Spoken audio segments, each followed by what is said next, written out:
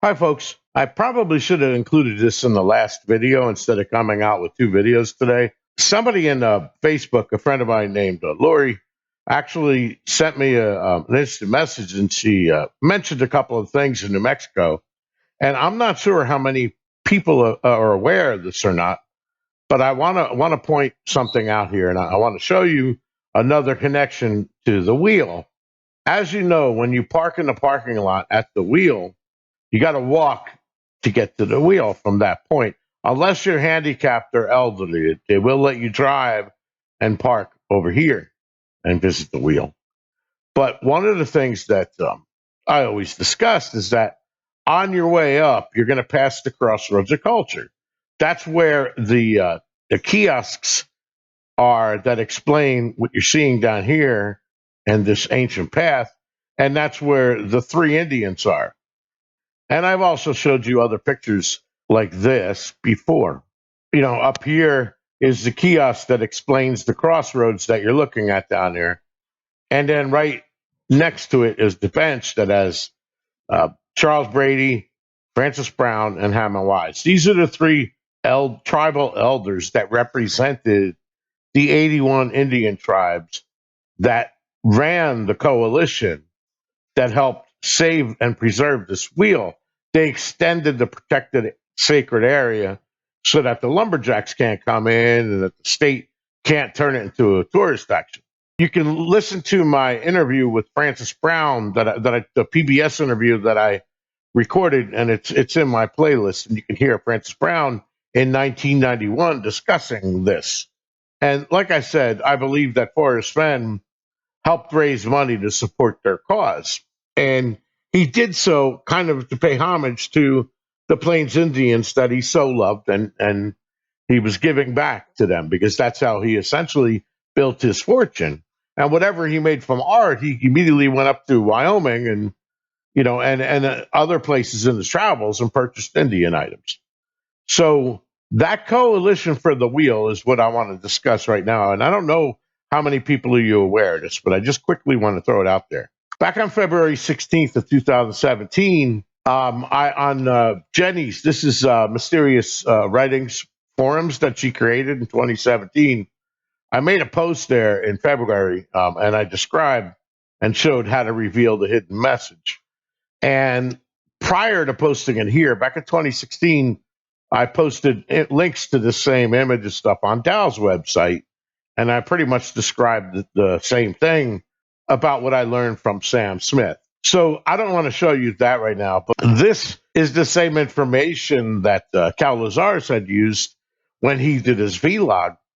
And I posted in the same form, because Cal Lazarus is on here, information about a video that Cal Lazarus did regarding the maps. And I want to show you something in this video. And I don't know if Cal Lazarus realized it or not, but I pointed it out to him, and I don't think he ever did an update. These maps are the ones that I downloaded from Benchmark Maps. These are the official maps, the same maps that Cal Lazarus used in his video. And Cal Lazarus was discussing or looking for weird things in a map. This was back when he did his good vlogs, very, very, very long time ago, right? And I noticed when I watched this video, and I'm looking at it, I noticed something interesting. And like I said, I went back on here and I talked about Cal Lazarus here because he did a video about these maps. And I showed him my post here but he never did an update on it. I kind of wish he would have. But one of the things that he didn't notice is that if you look northeast of here, there's a circle. And it's the only circle that doesn't have a label or a name next to it in the entire map. That circle is roughly at Ralston, Wyoming. And I always thought that was interesting. I pointed it out to him. And let me move a little bit more in the video where I scroll down. Because this map, let's say, this is an early rendition. This is not the map that was in the book. But Benchmark, and I told Forrest about this. Benchmark had an older, had both copies. They had like kind of a pre copy and then a newer copy.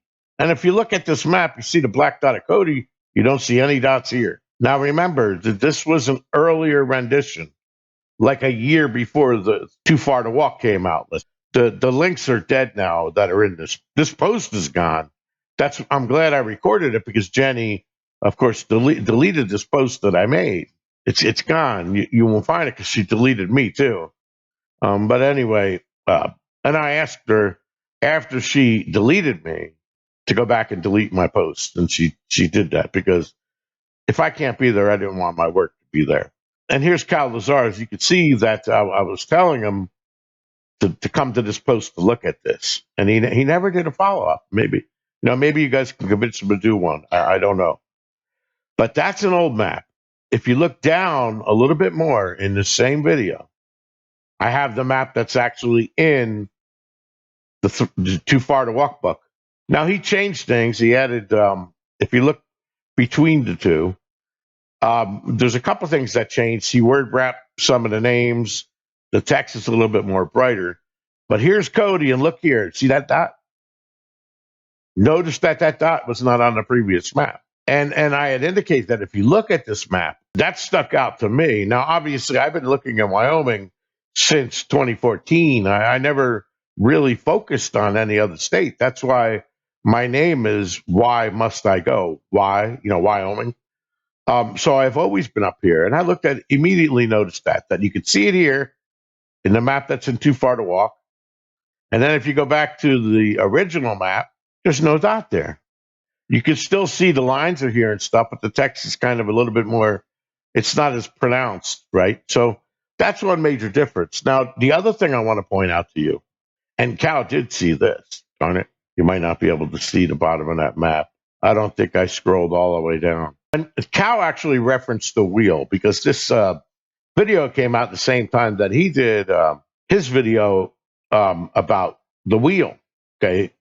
And he gives Sam Smith and I credit for one of the things he noticed about Try to Wheel, because he was primarily a New Mexico guy, is Wheeler's Peak.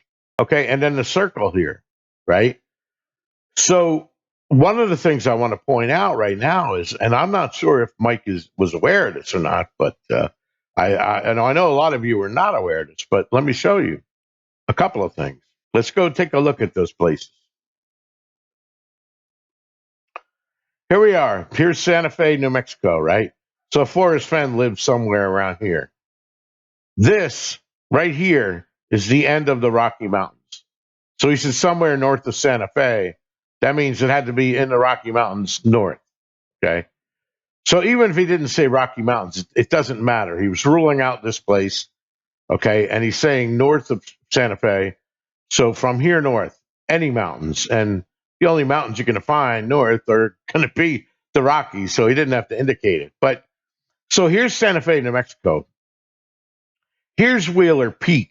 And Mike mentions this, right? Because he said maybe Try to Wheel means to refer to New Mexico. Remember, this was a long time ago, right? So he said, kind of instead of where Troy and Sam are looking up in Wyoming at the Medicine Wheel, he referred to Wheeler's Peak. I mean, why not? Maybe that's what Forrest meant by Try to Wheel. It's all part of Taos, right? But here's the thing that I don't know if you guys know. Francis Brown was born and raised in Wyoming in a town called Arapahoe, which is literally right next to Riverton, right? Francis Brown was the primary leader, him and I think his nephew, Robert Brown. I mentioned it in that post on Jenny's, but that post is gone now, so I don't remember the details. And my notes are now backed up. I have them off since the chase is over.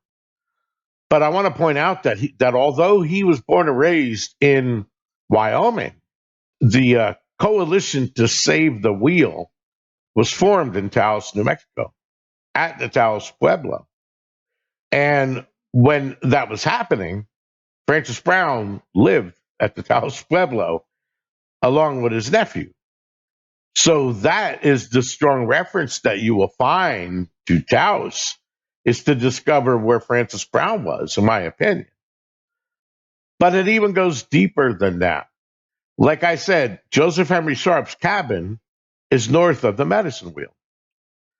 Joseph Henry Sharp's cabin was bought by Forrest Fenn, and he transported it and he gave it to the museum in Cody.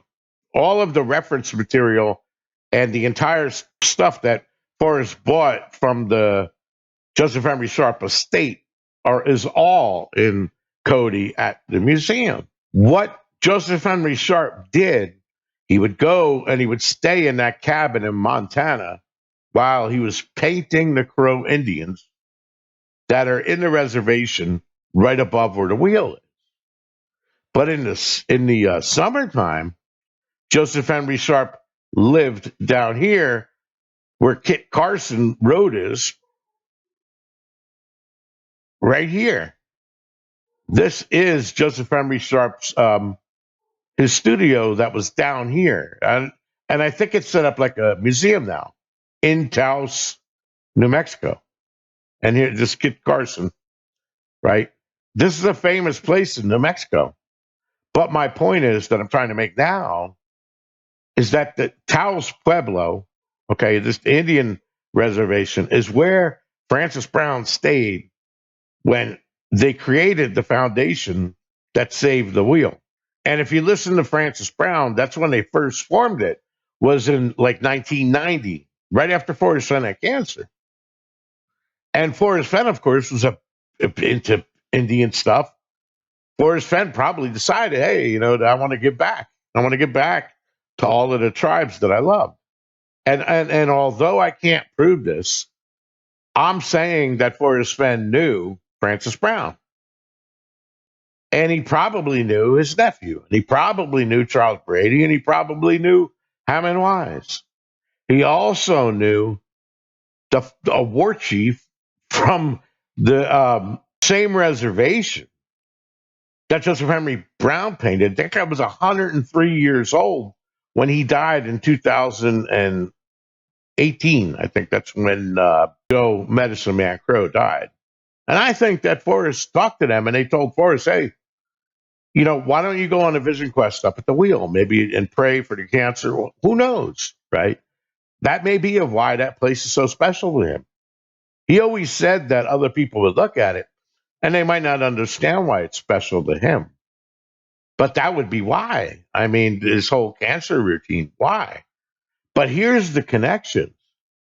So when Cal Lazars was looking at Wheeler's Peak and he was talking about try to wheel, it could be true that that's part of the reference. So if you try the wheel here and then you go to Taos Pueblo and you realize, you'll quickly find out that these guys, they also had water issues over here. And the Indians had problems at the Taos Pueblo, and they helped them resolve those problems. So it's all water related, right?